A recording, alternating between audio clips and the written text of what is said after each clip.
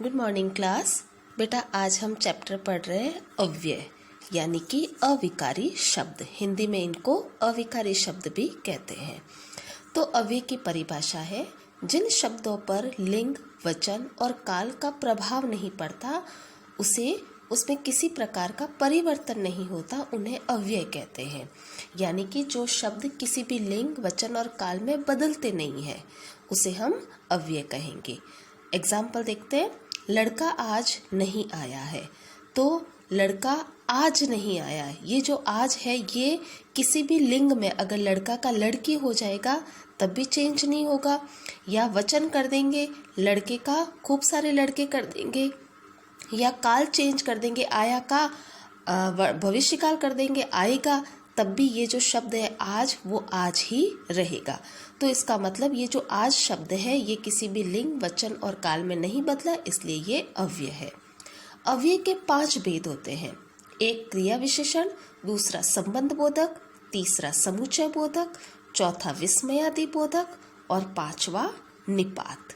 तो इस तरीके से जो अव्यय के 5 भेद बताए गए। सबसे पहले क्रिया विशेषण का भेद हम पढ़ेंगे और आज की क्लास में हम यही एक टॉपिक रखेंगे।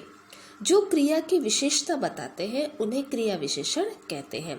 संज्ञा या सर्वनाम की विशेषता जो बताते थे उन्हें विशेषण कहते हैं, और जो क्रिया की विशेषता बताएंगे उन्हें क्रिया विशेषण कहते हैं। क्रिया विशेषण के भेद 4 प्रकार के होते हैं। पहला रीतिवाचक, दूसरा स्थानवाचक, तीसरा कालवाचक और चौथा परिमाणवाचक। सबसे पहला रीतिवाचक क्रिया विशेषण। क्रिया किस ढंग से घटी उसकी रीति को बताने वाले शब्द रीतिवाचक क्रिया विशेषण होते हैं।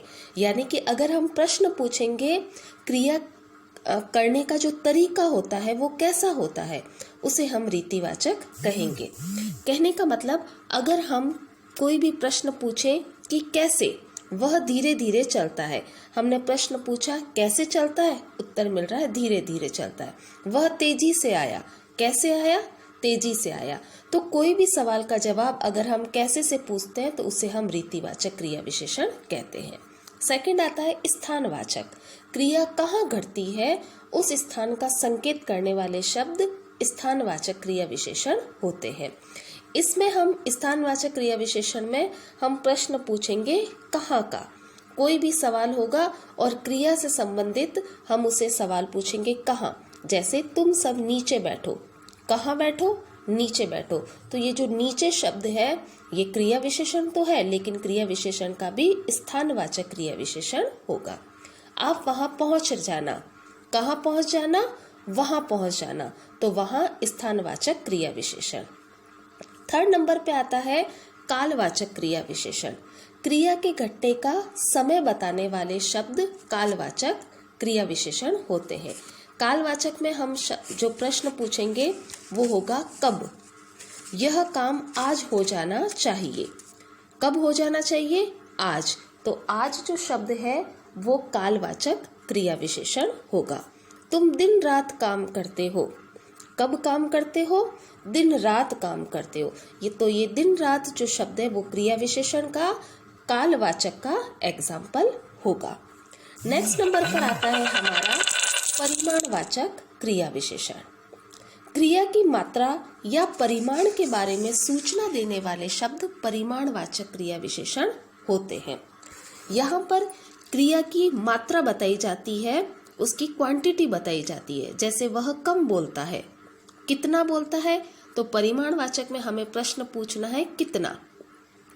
कितना बोलता है, उत्तर मिलता है कम बोलता है। तो ये जो कम जो शब्द है वो परिमाणवाचक क्रिया विशेषण का एग्जाम्पल होगा। थोड़ा सा नमक डाला, कितना डाला, प्रश्न पूछा कितना, तो कितना का जवाब मिलता है थोड़ा सा। तो थोड़ा सा जो शब्द है वो परिमाणवाचक क्रिया विशेषण का एग्जाम्पल होगा। तो बेटा ये जो क्रिया विशेषण है आई होप समझ में आया होगा। Thank you.